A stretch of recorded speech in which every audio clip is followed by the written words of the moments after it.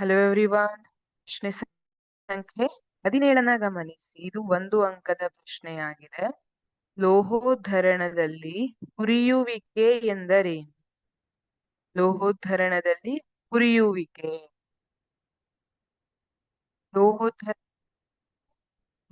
ನಮ್ಗೆ ಲೋಹಗಳೆಲ್ಲ ನೇಚರಲ್ಲಿ pure form ಅಲ್ಲಿ, ಶುದ್ಧ ಫಾರ್ಮ್ ಅಲ್ಲಿ ಸಿಗೋದಿಲ್ಲ ಅಲ್ವಾ? ಅವುಗಳ ಶುದ್ಧ ರೂಪಕ್ಕೆ ತರೋದನ್ನ ಲೋಹೋದ್ಧರಣ ಕ್ರಿಯೆ ಅಂತ ಕರಿತೀವಿ. ಇಲ್ಲಿ ಕೆಲವೊಂದಿಷ್ಟು ನಿಮ್ಗೆ ಗೊತ್ತಿದೆ, ಲೋಹದಲ್ಲಿ 3 ಕ್ರಿಯಾಶೀಲತೆಯ ಮೇಲೆ 3 ರೀತಿಯಲ್ಲಿ ವಿಂಗಡಿಸಿದ್ದಾರೆ.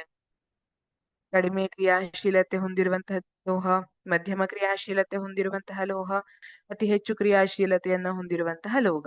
ಈಗ ಜಿಂಕ್ ಇರಬಹುದು, ಐರನ್ ಇರಬಹುದು, ಲೆಡ್ ಇರಬಹುದು, ಇವೆಲ್ಲ ನೇಚರಲ್ಲಿ ಇವು ಮಧ್ಯಮ ಕ್ರಿಯಾಶೀಲತೆಯನ್ನ ಹೊಂದಿರುವಂತಹ ಲೋಹಗಳಾಗಿವೆ. ಹಾಗಾಗಿ ಇವು ನೇಚರಲ್ಲಿ ಶುದ್ಧ ರೂಪದಲ್ಲಿ ಸಿಗೋದಿಲ್ಲ. ಇವುಗಳು ಕಾರ್ಬೋನೇಟ್ಗಳ ರೂಪದಲ್ಲಿರ್ಬಹುದು, ಸಲ್ಫೈಡ್ಗಳ ರೂಪದಲ್ಲಿ ಸಿಕ್ಕಿರ್ತವೆ. ಆದ್ರೆ ಲೋಹೋದ್ಧರಣ ಕ್ರಿಯೆಯಲ್ಲಿ ಲೋಹಗಳ ಆಕ್ಸೈಡ್ ಅನ್ನ ಶುದ್ಧ ರೂಪದ ಲೋಹಕ್ಕೆ ಕನ್ವರ್ಟ್ ಮಾಡೋದು ಸುಲಭ. ಕಂಪೇರ್ ಟು ಯಾವ್ದಕ್ಕೆ ಕಂಪೇರ್ ಮಾಡಿದ್ರೆ? ಲೋಹದ ಸಲ್ಫೈಡ್ ಮತ್ತೆ ಕಾರ್ಬೋನೇಟ್ಗಳಿಗೆ ಕಂಪೇರ್ ಮಾಡಿದ್ರೆ. ಹಾಗಾಗಿ ಏನ್ ಮಾಡ್ತಾರೆ, ಈ ಲೋಹದ ಸಲ್ಫೈಡ್ ಮತ್ತೆ ಕಾರ್ಬೋನೇಟ್ಗಳನ್ನ ಆಕ್ಸೈಡ್ಗಳಾಗಿ ಕನ್ವರ್ಟ್ ಮಾಡ್ತಾರೆ. ಇಲ್ಲೀಗ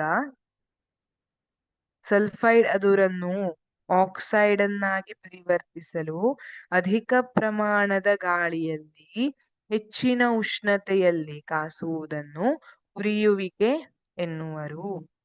ಸಲ್ಫೈಡ್ ಅದುರನ್ನ ಆಕ್ಸೈಡ್ ಆಗಿ ಪರಿವರ್ತಿಸ್ಲಿಕ್ಕೆ ಅಧಿಕ ಪ್ರಮಾಣದ ಗಾಳಿಯಲ್ಲಿ ಹೆಚ್ಚಿನ ಉಷ್ಣತೆಯಲ್ಲಿ ಕಾಸುವುದನ್ನ ಹುರಿಯುವಿಕೆ ಎನ್ನುವರು. Thank you.